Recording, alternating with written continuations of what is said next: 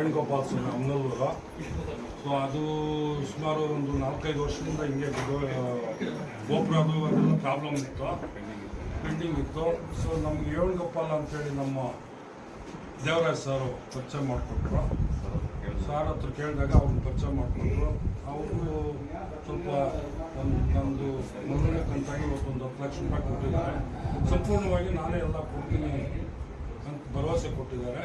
ಅಂದರೆ ಅದಕ್ಕೆ ಮೂಲ ಕಾರಣಕರ್ತರು ನಮ್ಮ ACP ದೇವರಾಜ್ ಸಾರು ಮಾತ್ರ ಮೂಲ ಕಾರಣಕರ್ತರು.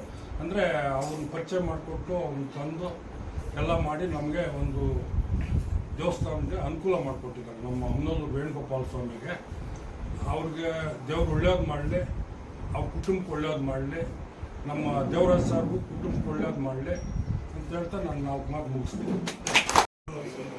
ಸ್ಥಾಪನೆ ಮಾಡಿ ದೇವಸ್ಥಾನ ಸ್ಟಾರ್ಟ್ ಮಾಡಿ ಸುಮಾರು 10 ವರ್ಷನೇ ಆಗಿರ್ಬೋದು.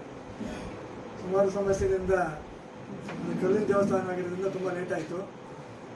ಅದು ಏನು ನಿಂತೋಗೋ ಮಟ್ಟಿಗೆ ಬಂದಾಗ ನಮ್ಮ ಮಾನ್ಯ BJP ದೇವರಾಜ್ ಸರ್ ಬಂದಾಗ ಎಲ್ಲ ದೇವಸ್ಥಾನ ತೊಂದರೆ ಆಗಿದೆ, ನಮಗೇನಾದರೂ ಸಹಾಯ ಮಾಡಿ ಅಂದಾಗ ಅವರು ವೇಣುಗೋಪಾಲ್ ಸರನ್ನು ನಮ್ಮ ಅಮ್ಮನಲ್ಲೂರಿಗೆ ಕರ್ಕೊಂಡ್ಬಂದು ಈ ದೇವಸ್ಥಾನ ತೋರಿಸಿ ಇದನ್ನು ಪೂರ್ಣ ಮಾಡಿಕೊಡ್ಬೇಕಂತ ಕೇಳ್ಕೊಂಡಾಗ ಅವರು ತುಂಬ ಸಂತೋಷದಿಂದ ಒಪ್ಕೊಂಡು ನಾನು ಪೂರ್ತಿ ಕೆಲಸ ನಾನೇ ಮಾಡಿಸ್ಕೊಡ್ತೀನಿ, ಈಗ 10 ಲಕ್ಷ ಕೊಡ್ತಾ ಇದ್ದೀನಿ, ಗೋಪುರ ಪೂರ್ತಿ ಆದಾಗ ನಾನು ಪೂರ್ತಿ ದುಡ್ಡು ಕೊಡ್ತೀನಿ ಅಂತ ಹೇಳ್ಕೊಂಡು ಒಪ್ಕೊಂಡಿದ್ದಾರೆ. ಅವ್ರ ಕುಟುಂಬಕ್ಕೆ ತುಂಬ ದೇವರು ಒಳ್ಳೇದು ಮಾಡಲಿ.